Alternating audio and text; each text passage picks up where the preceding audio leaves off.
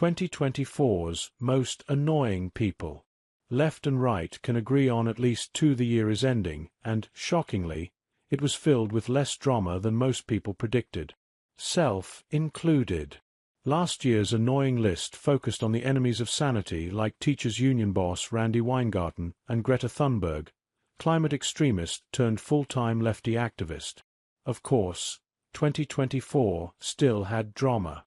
A lot of it can be traced to some of its annoying people, and there are too many to list here.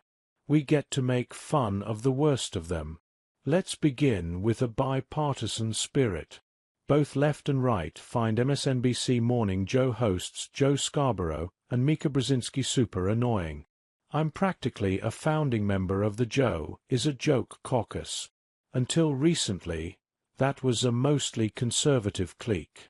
They spent years saying awful things about President-elect Trump and other conservatives. Scarborough's lie about President Biden being coherent earned him worst quote of the year from the Media Research Center. Scarborough told the audience, "This version of Biden intellectually, analytically, is the best Biden ever." He threw in an FU for good measure. Remarkably, both he and Biden are still employed.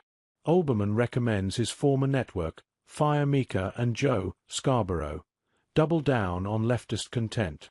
After that lie, the Morning Joe twosome paid a visit to Trump and alienated their far-left base, with Scarborough telling viewers they need to grow up. Their ratings have gone anywhere but up ever since. MSNBC had to add another host, and lefty loon Keith Olbermann is saying it's time for Scarborough and Brzezinski to go. Here's the Variety headline: Keith Olbermann.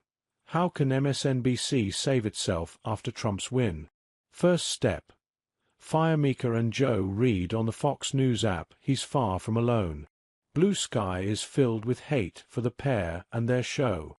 I'd be surprised if they still have a show on MSNBC by Christmas 2025. I bet they would be, too. Me. That's the voice for narcissistic journalism. Taylor Lorenz. She used to write about tech and social media at the New York Times, the Washington Post, etc. By any fair measure, she's a social media sensation. She has over 500,000 followers on TikTok, and another 500,000 combined between Twitter and Blue Sky. Now she has a Substack readership where she promotes COVID-19 paranoia and hatred of healthcare CEOs. A columnist throws in towel on "Never Trump" label. We never quite got the point of the MAGA movement. She exited traditional journalism in August after she posted what she claimed was an obvious meme calling Biden a war criminal. Then she got called out for saying she felt joy after the murder of United Healthcare CEO Brian Thompson, which she now says was dubiously edited.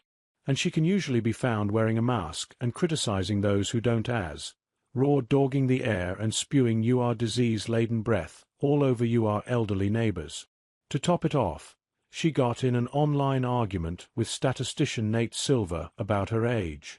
Lorenz is still listed in her Wikipedia profile as age 37 to 39, taunted him saying, "Just assume I'm 50. According to Soap Central, the real number is 40, for those who care.